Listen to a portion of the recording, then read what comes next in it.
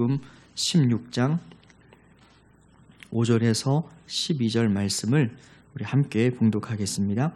제자들이 건너편으로 갈새 떡 가져가기를 잊었더니 예수께서 이르시되 삼가 바리새인과 사두개인들의 누룩을 주의하라 하시니 제자들이 서로 논의하여 이르되 우리가 떡을 가져오지 아니하였도다 하거늘 예수께서 아시고 이르시되 믿음이 작은 자들아 어찌 떡이 없으므로 서로 논의하느냐 너희가 아직도 깨닫지 못하느냐 떡 5개로 5,000명을 먹이고 주운 것이 몇 바구니며 떡 7개로 4,000명을 먹이고 주운 것이 몇 광줄이었는지를 기억하지 못하느냐 어찌 내 말한 것이 떡에 관함이 아닌 줄 깨닫지 못하느냐 오직 바리새인과 사두개인들의 누룩을 주의하라 하시니 그제서야 제자들이 떡의 누룩이 아니요 바리새인과 사두개인들의 교훈을 삼가라 말씀하신 줄 깨달으니라. 아멘. 오늘 본문에서 예수님은 제자들에게 바리새인과 사두개인들의 누룩을 조심하라라고 말씀을 하십니다. 누룩이란 그들의 가르침과 교훈을 의미합니다. 그러니까 예수님은 지금 서기관과 사두개인들의 가르침과 교훈에 가까이 하지 말라라고 제자들에게 경고를 하십니다. 그들도 동일하게 하나님을 더 잘 섬기고자 그리고 하나님을 더 믿고자 했던 열정인데 왜 예수님은 그들의 교훈과 가르침을 삼가라고 조심하고 피하라고 말씀하셨을까요? 누룩이란 아주 적은 양이지만 그 적은 양이라도 그 속에 들어가기만 하면은 그 밀가루를 부풀어 오르게 하는 능력이 있습니다. 그래서 때로는 이 누룩을 하나님은 천국에 비유하기도 합니다. 반면에 다른 면에서 보자면 비록 적은 양이지만 그 적은 양을 용납하고 받아들였을 경우 그 모든 것을 변질시키고 타락시키는 치명적인 영향력이 갖고 있기 때문에 예수님은 그 바리새인과 사두개인들의 교훈을 누룩에 비유했습니다. 하나님을 굉장히 열심히 섬기는 것 같으나 그 섬김의 방향과 목적이 잘못되어 그의 인생 전체를 변질시키는 것, 이것이 바로 사두개인들과 바리새인들의 누룩입니다. 하나님을 섬기는데 열심이 있어야 합니다. 사도 바울은 그런데 우리에게 이렇게 말씀합니다. 열심도 중요하지만 그 열심과 함께 반드시 있어야 될 것은 그 열심의 목적과 방향이라고 합니다. 달리기를 할 때도 열심히 뛰는 것도 중요하지만 방향이 있어야 되고 싸울 때도 열심히 주먹질하는 것도 중요하지만 그러나 싸움의 대상과 목표가 분명해야 상급을 얻을 수 있다라고 합니다. 우리 역시 마찬가지입니다. 신앙에 동일한 열심이 있습니다. 함께 새벽 예배 나오고 함께 주일 예배 참여하고 열심히 하나님께 기도하는 열심이 있지만 그런데 그 열심의 끝에 목적과 이유가 분명해야 합니다. 우리는 신앙의 열심과 함께 목적과 이유가 분명할 때 하나님의 상급을 얻을 수가 있습니다. 예수님은 오늘 말씀을 통해서 우리가 피해야 할 바리새인과 사두개인의 누룩을 조심하라 하시는데 오늘은 먼저 바리새인과 사두개인의 누룩이 무엇인지를 간단하게 살펴보도록 하겠습니다. 먼저 바리새인의 누룩이란 형식주의 신앙을 의미합니다. 바리새인들은 하나님의 말씀을 더 잘 섬기기 위해서 하나님의 말씀 이외에 거기다가 사람의 계명을 덕지덕지 붙인 것이 바로 바리새인들의 모습입니다. 그런데 예수님은 그 바리새인들의 사람의 열심을 갖다 붙이는 그 모습을 보고 이렇게 말씀을 하시지요. 너희는 사람에게 보이려고 그들 앞에서 너희 의를 행하지 않도록 주의하라. 그러니까 이 바리새인들의 신앙의 대표적인 모습은 하나님을 위한 열심이 아니라 사람들에게 보이기 위한 자기 의를 행했다라고 하십니다. 그리고 이렇게 덧붙이십니다. 그렇지 아니하면 하늘에 계신 너희 아버지께 상을 얻지 못하리라. 먼저 바리새인의 누룩을 통해서 우리가 볼 것은 열심은 같은 열심인데 그 열심이 하나님을 위한 열심인지 아니면 우리의 의를 위한 열심인지라고 살펴보라고 합니다. 바리새인들은 사람들에게 칭찬과 존경을 듣는 것을 좋아했습니다. 하나님을 위한 말씀을 지키는 것이 아니라 이것을 통함으로 사람들에게 칭찬과 믿음의 인정을 받기 위한 자기 의로 신앙생활을 했던 것입니다. 그래서 사도 바울도 로마서를 통해서 그들을 이렇게 이야기를 합니다. 그들이 하나님께 열심은 있으나 하나님의 의를 모르고 자기 의를 세우려고 힘써 일하는 자들이라. 지금까지 우리가 마태복음 15장과 16장을 통해서 계속해서 반복되어지는 주제를 살펴보고 있습니다. 예수님은 바리새인의 모습을 통하여 형식적인 신앙을 지적하시면서 하나님을 믿는 자세는 어떠해야 되는지 우리의 마음에 초점을 두고 말씀을 하십니다. 그것이 진정한 하나님께서 받으시는 예배이기 때문에 우리가 하나님께 외관을 가지고 나아가기 전에 우리의 마음이 중심인지 사람을 의식함인지 우리의 마음이 자기의 의를 위함인지 하나님의 의를 위함인지 부지런히 살피고 나오라고 반복적으로 말씀하고 계십니다. 그러면 내 신앙이 형식적인지 아닌지, 내 신앙이 하나님을 의식하고 있는지 사람을 의식하고 있는지 어떻게 알 수 있을까요? 형식주의 신앙은 그것을 지키면 지킬수록 자기의 의로움이 더해져 갑니다. 그리고 반대로 이웃을 향하여서는 정죄와 비난이 많아집니다. 우리의 신앙이 이렇게 흘러가고 있다면 그것은 형식주의 신앙을 하고 있다는 뜻입니다. 형식주의 신앙은 겉은 깨끗하지만 그러나 속은 그렇지가 않습니다. 상대방을 향한 미움과 판단이 가득합니다. 그리고 무엇보다 내 신앙으로 주변의 사람들이 힘들어지고 있다면 나는 그것을 하나님을 향한 바른 신앙이 아니라 나 자신을 위한 형식주의적인 신앙을 하고 있는 가능성이 큽니다. 하나님은 우리에게 거룩하라라고 말씀을 하십니다. 하나님의 법도를 지키게 되면 우리가 거룩해지게 될 것이라라고 말씀하십니다. 근데 이 거룩이라는 말 속에는 구별되다라는 의미도 있지만 다른 의미도 있습니다. 따뜻하다, 밝게 하다, 새롭게 살려내다. 그러니까 우리가 하나님에 대한 신앙을 잘하고 있으면 나만 잘 사는 것이 아니라 내 주변도 함께 밝아지고 따뜻해지고 그리고 내 주변이 함께 새로워지는 것이 바로 거룩의 능력입니다.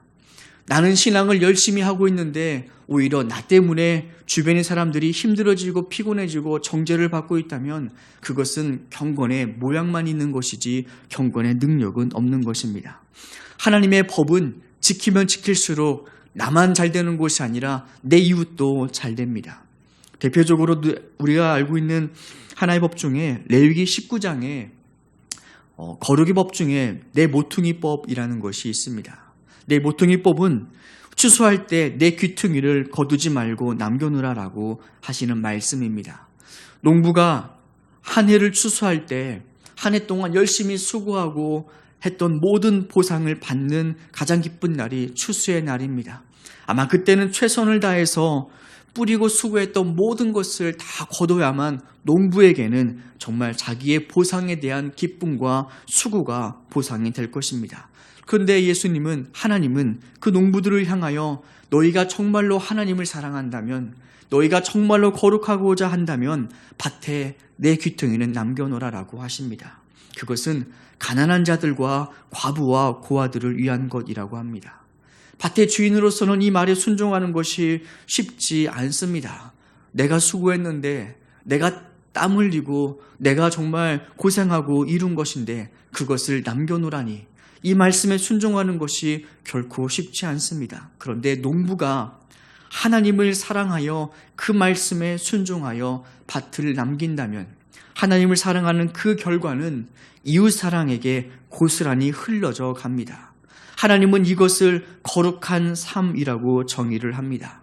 하나님을 사랑하는 그 삶이 이웃에게까지 흘러가 영향을 미치는 것, 하나님을 사랑하는 그 모습이 이웃까지 행복하게 만드는 것, 그것이 바로 거룩입니다. 그러면 손해본 농부의 삶은 누가 책임져 주실까요?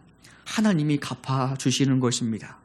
때로는 물질로 채우실 수 있지만 그러나 물질이 아니라 하나님만이 채울 수 있는 능력으로 그 사람의 삶을 채워주시는 것, 그리고 농부는 그것을 바람으로 마땅히 하나님의 말씀에 순종하는 것, 그것이 바로 거룩한 삶의 영향력입니다.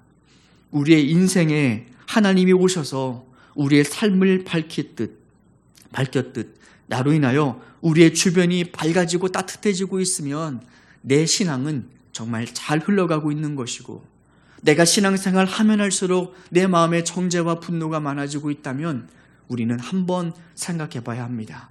내 신앙이 과연 누구를 위한 신앙인가? 하나님을 위한 것인가? 이웃을 위한 것인가? 그것도 아니라면 과연 내 신앙의 목적은 무엇인가? 한번 우리가 살펴봐야 됩니다. 두 번째로 살펴볼 것은 사두개인의 누룩도 조심하라라고 말씀하십니다. 이 바리새인의 누룩이 형식주의였다면 두 번째로 우리가 주의해야 될 사두개인의 누룩은 바로 세속화입니다. 이 사두개인들과 바리새인들은 원래 절대로 하나가 될 수 없는 원수지간입니다. 바리새인은 하나님의 율법에 이것저것 덕지덕지 붙여서 복잡하게 만들었다면, 이 사두개인들은 하나님의 말씀에 이해되지 않는 것들은 다 빼버렸습니다.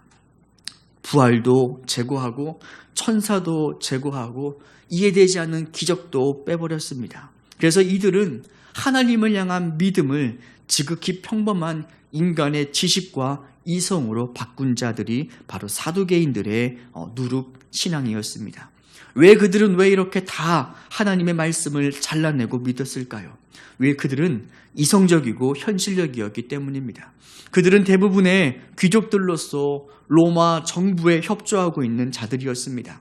자신들의 유대 종교적인 지위와 유대 종교적인 기득권을 유지하기 위해서는 로마 정부와 타협할 수밖에 없었고, 그러기 위해서는 얼마든지 신앙을 양보하며 편집하여 잘라내고 믿었던 현실주의자들, 이성주의자들이 바로 이 사두개인들이었습니다. 성도는 세상을 향하여 나가야 되는 존재들입니다. 그런데 세상은 믿음이라는 것이 없습니다. 우리가 부활과 생명과 기적을 이야기하면 세상은 그런 것이 어디 있느냐라고 믿지 못합니다. 그렇다고 우리가 그들이 믿지 않는다고 우리의 신앙을 포기할 이유도, 그 사실을 지식을 부끄러워할 필요도 전혀 없습니다. 근데 대부분의 많은 사람들은 세상 사람들과 함께 하고자 자기가 신앙인이라는 것도 숨길 때가 많고, 이 복음의 이야기, 기적의 이야기를 부끄러워서 하지 않는 경우도 종종 있습니다. 우리는 그럴 필요가 전혀 없습니다. 하나님을 부끄러워하지 않는 것은 우리가 하나님을 믿고 있다는 증거입니다. 세속화된 신앙에는 몇 가지 특징들이 있다라고 합니다. 한번 여러분의 신앙을 점검해 보시기 바랍니다. 하나님의 뜻이 무엇인지 생각하지를 않고 쉽게 결정을 내린다. 하나님보다 사람들의 시선을 더 의식하며 산다.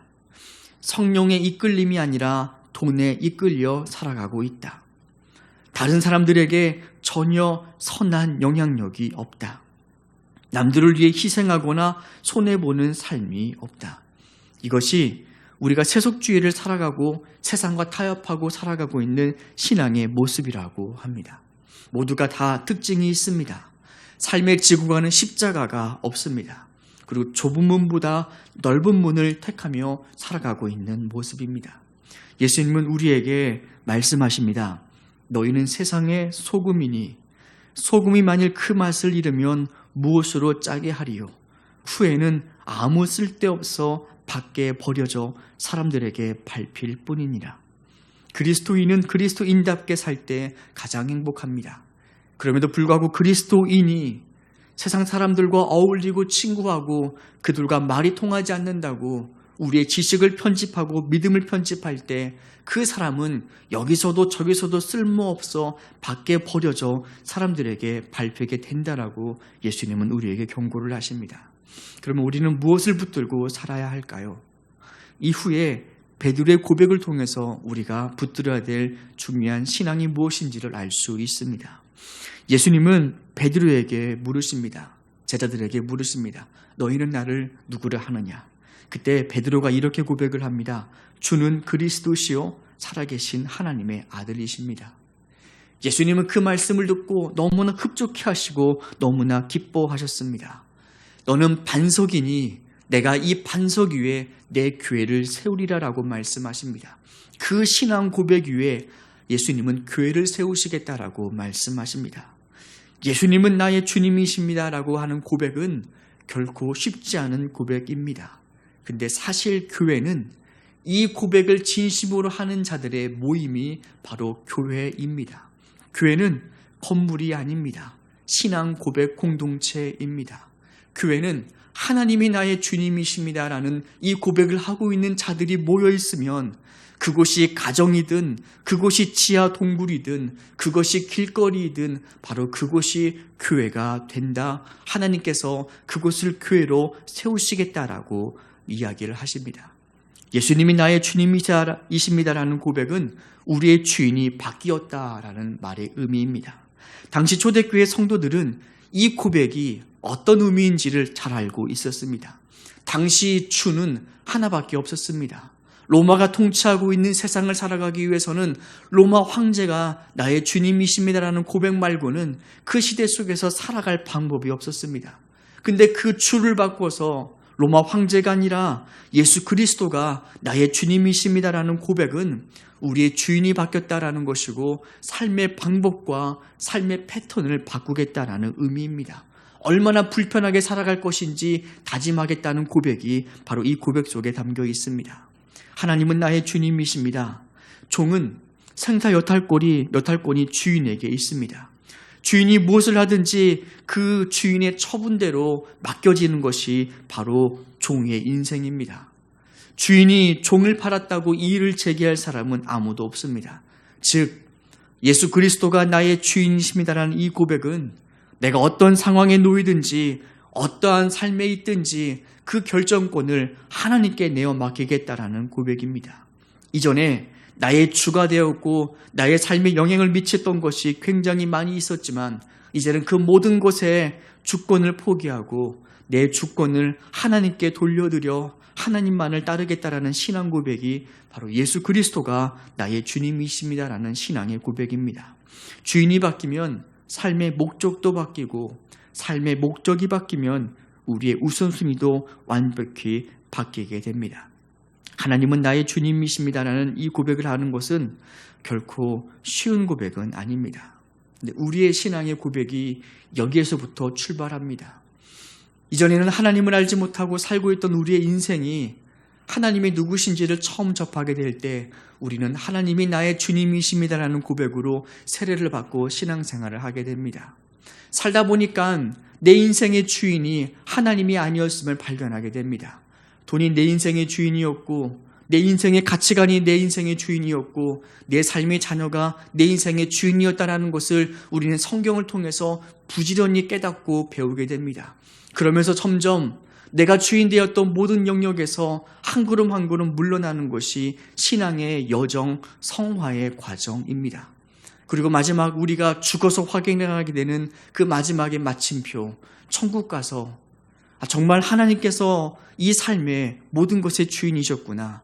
하나님이 세상의 주관자였고 세상의 주권자이셨구나. 하나님이 정말 세상을 만드셨고 창조주이셨구나라는 것을 우리가 마지막에 확인하게 될 때 우리의 입술은 또다시 하나님은 모든 것의 주인이셨습니다라고 고백을 하게 될 것입니다. 그래서 사실 신앙의 고백은 이 고백에서부터 시작되고 이 고백을 하기 위해서 예수님을 믿고 그리고 마지막 천국에는 또다시 이 고백을 하게 되는 것이 우리의 신앙의 여정입니다. 우리가 이런 고백을 하게 될 때 하나님께서 주시는 예수님의 약속이 있습니다. 그게 뭐냐면요. 음부의 권세가 이기지 못하리라. 하나님께서 주인 되어지는 그 교회는 음부의 권세가 이기지 못합니다. 우리의 삶에 예수를 주로 고백하는 그 신앙의 영역에서는 음부의 권세가 절대 이기지 못합니다.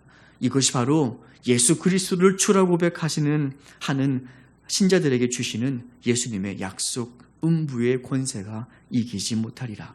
우리 삶에도 이러한 하나님의 다스리심과 통치가 많아졌으면 좋겠습니다. 이 시간 우리가 함께 기도할 제목은요. 오늘 말씀을 통하여 우리가 두 가지의 신앙을 돌아섰으면 좋겠습니다. 첫 번째는 형식주의 신앙. 과연 나는 누구를 위해 신앙하고 있나?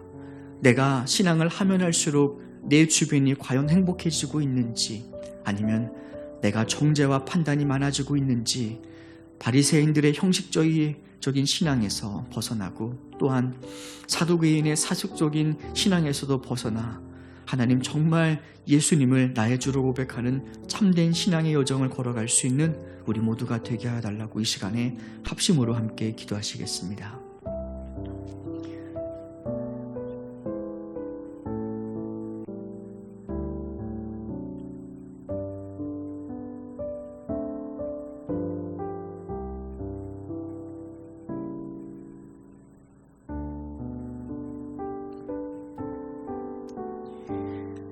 주님이 가르쳐 주신 기도를 함께 드리겠습니다.